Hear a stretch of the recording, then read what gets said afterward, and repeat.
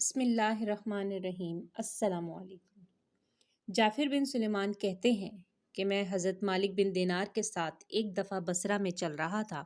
ایک عالیشان محل پر گزر ہوا جس کی تعمیر جاری تھی، اور ایک نوجوان بیٹھا ہوا معماروں کو ہدایات دے رہا تھا کہ یہاں یہ بنے گا، وہاں اس طرح بنے گا۔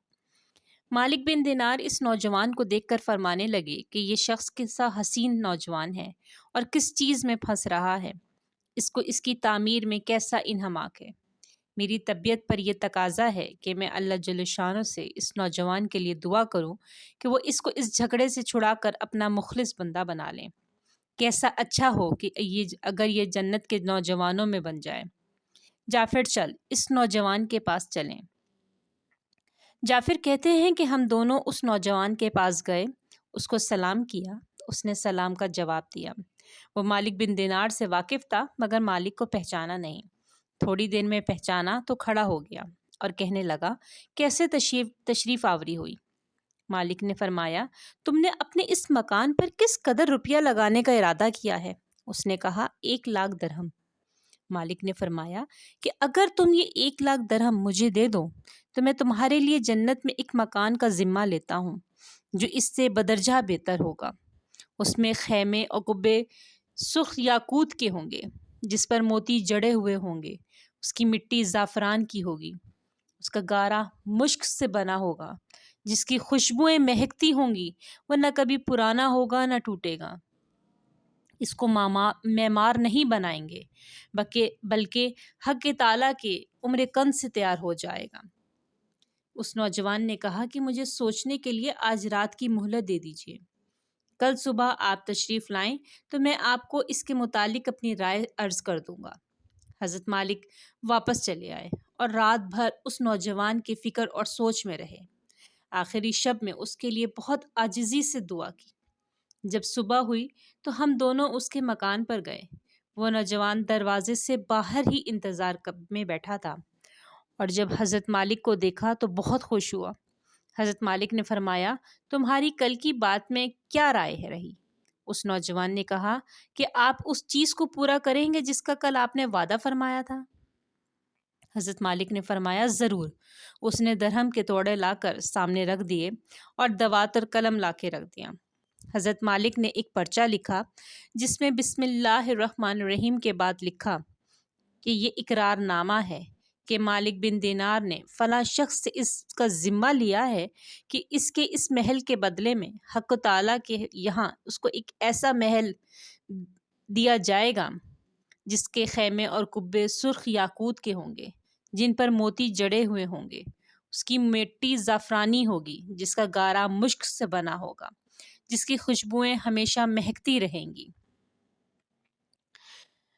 اور یہ سب لکھنے کے بعد لکھا کہ اس سے بھی کہیں زیادہ عمدہ اور بہتر ہوگا، اور جو عمدہ سائے میں حق تعالیٰ کے قریب ہوگا۔ یہ پرچہ لکھ کر اس نے اس شخص کے حوالے کر دیا اور 1,00,000 درہم لے کر اس سے چلے آئے۔ حضرت جعفر کہتے ہیں کہ شام کو حضرت مالک کے پاس اس میں سے اتنا بھی باقی نہ تھا کہ ایک وقت کے کھانے کا ہی کام چل سکے۔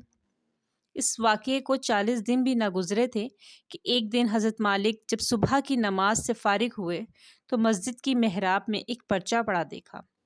یہ وہی پرچہ تھا جو مالک نے اس نوجوان کو لکھ کر دیا تھا، اور اس کی پشت پر بغیر روشنائی کے لکھا ہوا تھا کہ اللہ جل شانہ کی طرف سے مالک بن دینار کے ذمے کی برات ہے۔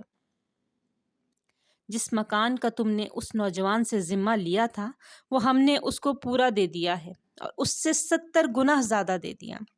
حضرت مالک اس پرچے کو پڑھ کر متحیر ہوئے۔ اس کے بعد ہم اس نوجوان کے مکان پر گئے تو وہاں مکان پر سیاہی کا نشان تھا جو عموماً سوگ کی علامت کے طور پر لگایا جاتا تھا، اور رونے کی آوازیں آ رہی تھیں۔ ہم نے پوچھا تو معلوم ہوا کہ اس نوجوان کا کل گزشتہ انتقال ہو گیا ہے۔ ہم نے پوچھا کہ اس کی غسل میت کس نے دیا تھا؟ اس کو بلایا گیا۔ ہم نے اس سے اس کے نہلانے اور کفنانے کی کیفیت پوچھی۔ اس نے کہا، اس نوجوان نے اپنے مرنے سے پہلے مجھے ایک پرچہ دیا تھا اور یہ کہا تھا کہ جب تم مجھے نہلا کر کفن پہنائے تو یہ پرچہ اس میں رکھ دینا۔ میں نے اس کو نہلایا، کفنایا اور وہ پرچہ اس کے کفن کے اور بدن کے درمیان میں رکھ دیا۔ حضرت مالک نے وہ پرچہ اپنے پاس سے نکال کر اس کو دکھایا۔ وہ کہنے لگا، یہ وہی پرچہ ہے، قسم ہے اس ذات کی جس نے اس کو موت دی، یہ پرچہ میں نے خود اس کے کفن کے اندر رکھا تھا۔ یہ سارا منظر دیکھ کر ایک دوسرا نوجوان اٹھا اور کہنے لگا، مالک آپ مجھ سے 2 لاکھ درہم لے لیجئے اور مجھے بھی پرچہ لکھ دیجئے۔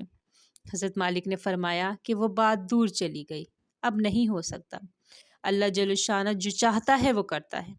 اس کے بعد جب بھی مالک اس نوجوان کا ذکر فرماتے تو رونے لگتے اور اس کے لیے دعا کرتے تھے۔ تو میرے بزرگوں، دوستوں، بہنوں، بھائیوں اور میرے پیارے بچوں، اس قسم کے واقعات بہت کثرت سے پیش آتے ہیں کہ جوش میں کوئی ولی اللہ کی زبان سے بات نکل گئی تو حق تعالیٰ اس کو اسی طرح پورا فرماتے ہیں، جس کو حضور پاک صلی اللہ علیہ وسلم کے پاک ارشاد میں ان الفاظ سے نقل کیا گیا ہے کہ بہت سے بکھرے ہوئے بالوں والے غبار آلود لوگ، جن کو لوگ اپنی دروازے سے ہٹا دیں اور ان کی پرواہ بھی نہ کریں، ایسے ہیں کہ اگر اللہ تعالیٰ پر کسی بات کی قسم کھا لیں تو وہ ان کی بات کو پورا کرے۔ سبحان اللہ۔